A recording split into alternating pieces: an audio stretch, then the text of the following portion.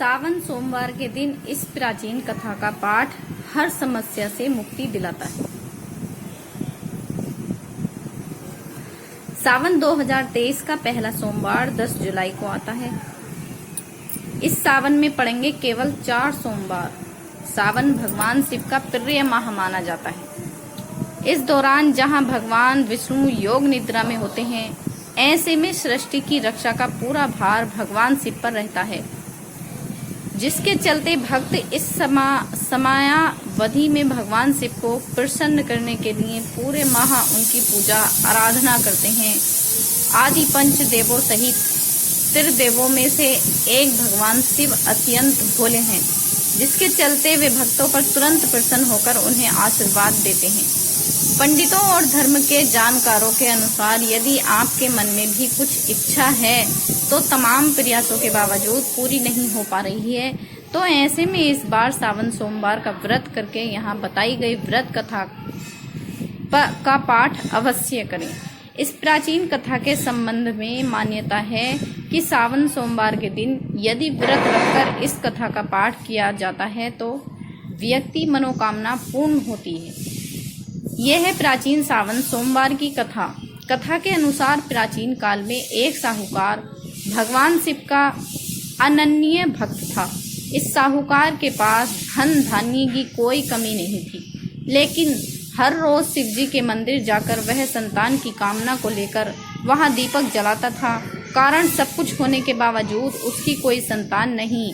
एक दिन माता पार्वती ने साहूकार के इस भक्ति भाव को देखते हुए भगवान शिव से कहा कि प्रभु, इस साहूकार को यदि किसी बात का कष्ट है तो उसे आपको अवश्य दूर करने का कष्ट करें, क्योंकि यह आपका अनन्य भक्त है। इस पर भगवान शिव ने कहा कि हे पार्वती, यह दुखी इसलिए है क्योंकि इस साहूकार की कोई संतान नहीं है। इस पर जवाब में माता पार्वती ने कहा कि हे ईश्वर, कृपा कर इससे पुत्र का वरदान दे दीजिए। तो भोलेनाथ ने कहा कि हे पार्वती, साहूकार के भाग्य में पुत्र का योग है ही नहीं। ऐसे में अगर इसे पुत्र प्राप्ति का वरदान दे भी दिया जाए तो भी वह बालक केवल 12 वर्ष की आयु तक ही जीवित रह सकेगा।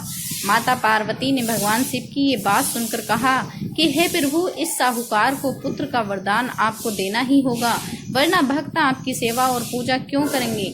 माता के द्वारा बार बार कहने से भोलेनाथ ने साहूकार को पुत्र का वरदान तो दे दिया, लेकिन साथ ही यह भी कहा कि वह केवल 12 वर्ष की आयु तक ही जीवित रहेगा। यह सारी बातें सुनकर साहूकार ने न तो खुश हुआ और न ही दुखी। वह पहले की ही तरह भोलेनाथ की पूजा अर्चना करता रहा। जिसके कुछ समय बाद साहूकार की पत्नी गर्भवती हुई और उसने 9वें महीने एक सुंदर से बालक को जन्म दिया। पुत्र के जन्म को परिवार में खूब हर्षोल्लास मनाया गया, लेकिन साहूकार पहले ही की तरह रहा और उसने बालक की आयु 12 वर्ष की का जिक्र किसी से भी नहीं किया। 11 वर्ष की आयु के हो गए बालक के लिए एक दिन साहूकार की सेठानी ने बालक के विवाह के लिए कहा, तो साहूकार बोला कि वह अभी बालक को पढ़ने के लिए काशी भेजेगा।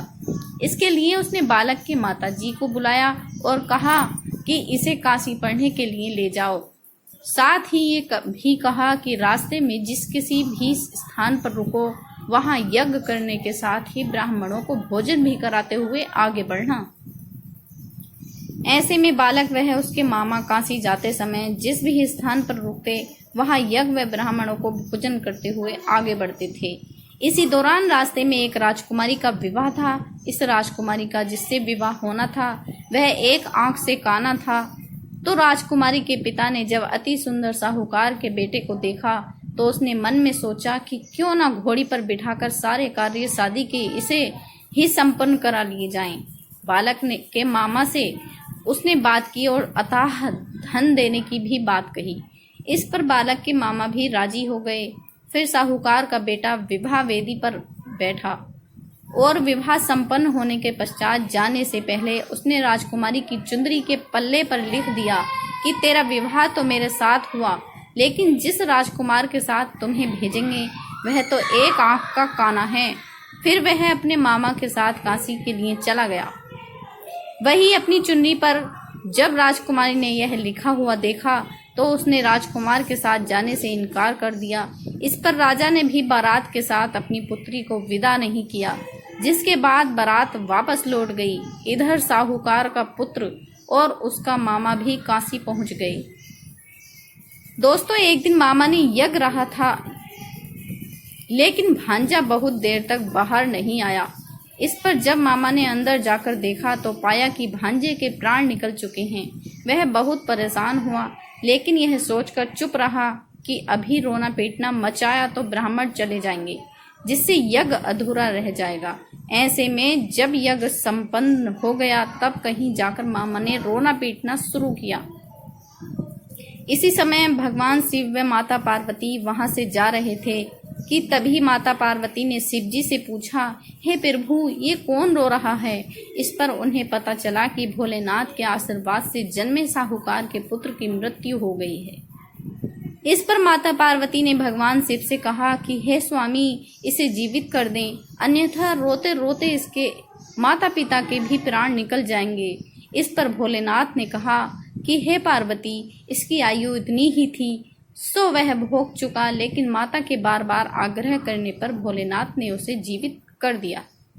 तो दोस्तों, आपको हमारी ये कहानी कैसी लगी? अगर अच्छी लगी हो तो लाइक ज़रूर करना।